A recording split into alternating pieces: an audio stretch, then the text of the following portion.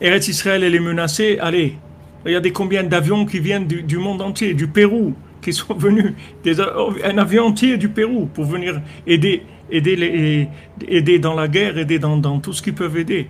Ils viennent, les gens. Ils viennent ici, des avions entiers de gens qui viennent pour aider. C'est extraordinaire. Alors que les autres, ils font des avions pour rapatrier, pour sortir les gens d'ici. Les autres, ils viennent, ils disent, on est avec vous, on est avec vous, on reste avec vous, on veut être avec vous, on est toujours avec vous. Ça aussi, c'est quelque chose d'extraordinaire. Parce que tu vois, le gars, il vit au Pérou, d'accord? Tu dis, mais qu'est-ce que tu fais au Pérou? Oh, je suis au Pérou, d'accord? Il vit là-bas. Mais maintenant, Eretz Israël est en danger, menacé. Je viens tout de suite parce que en fait, je suis toujours avec vous. Seulement maintenant, je suis dans la cour de récréation. Je suis parti m'amuser un peu au Pérou, faire là-bas des trucs, ou faire ma vie là-bas. Bon, c'est mon style à moi. J'aime là-bas. J'aime être là-bas et tout. Je kiffe là-bas. Mais attention, ça jusqu'à un certain point. Maintenant, si on atteint ce dénominateur commun, ça y est. Donc ça veut dire qu'il n'y a pas de galoute en fait. Ça révèle qu'il n'y a pas d'exil. Que tous les exilés, ce n'est pas des exilés. C'est des exilés superficiels. Mais si tu touches le point vital, tu vas voir que ce n'est pas des exilés du tout. Tu vois, il prend l'avion, il vient. Quel fou qui va prendre l'avion pour venir dans un pays en guerre?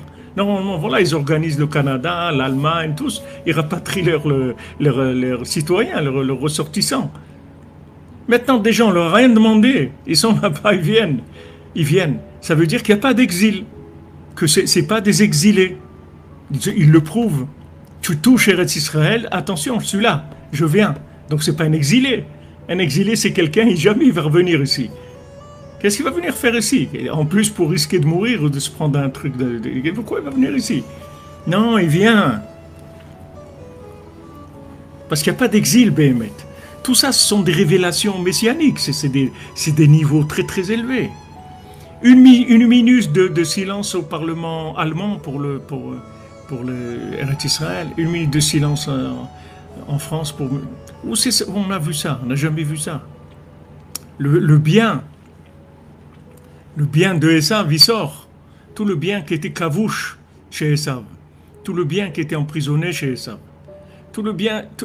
à chaque fois que Esav, Rabbeinu dit, à chaque fois que Esav, dans l'exil, il a empêché les Juifs de faire la Torah. Uniquement par sa structure, combien de Juifs ils ont peur de mettre une kippa dans la rue, même des rabbinim il y a quelques années en France, et qui disaient bon, il vaut mieux pas mettre la kippa dans la rue et tout ça. Maintenant, quand ils ont empêché de quelqu'un de mettre la kippa, Rabbi nous dit qu'est-ce qui se passe? Ce bien-là, de mettre la kippa, ils l'ont empêché, ça veut dire ils l'ont retenu. Maintenant, ce bien qui a été retenu, un jour il va sortir. Donc tout ce bien-là qui a été retenu, de tous les gens qu'ils ont empêché de faire ce qu'ils devaient faire, parce que ils auraient pu vivre d'une façon beaucoup plus engagée, mais ils avaient peur. Ou des gens qui ont été obligés de travailler le Shabbat parce qu'ils ne trouvaient pas de travail. On dit ah non monsieur ici il n'y a pas de Shabbat et tout, si vous voulez. Il n'y a pas. Quand, à notre époque, quand nous on était au lycée et tout ça, les gens qui voulaient faire Shabbat, il fallait se battre. Il fallait se battre. Ma femme, quand elle était au lycée, qu'elle a commencé à faire Shabbat à l'âge de 15 ou 16 ans, elle n'allait plus le Shabbat à l'école, au lycée. Ils ont dit à ses parents, on va vous renvoyer. Il n'y a pas, il faut venir à l'école. Elle dit, moi je viens, mais je viens sans rien. J'écris pas, je truc. Je dis, bon, ça fait rien. Venez, c'est tout. Il fallait se battre. Mais tous les gens qui n'ont pas fait Shabbat parce qu'ils avaient des études, des examens, des trucs, tout ça c'est du bien qui est retenu. Maintenant, à un moment, ce bien-là, il va sortir. Tout ce bien, il va sortir. Et c'est ce qui se passe, c'est-à-dire le bien de Esav, il va sortir. Il va venir vers Eretz Israël. Il va revenir vers sa racine. Donc il n'y a pas de véritable exil. Il n'y a pas d'exil véritable. C'est juste momentané, mais il n'y a pas d'exil.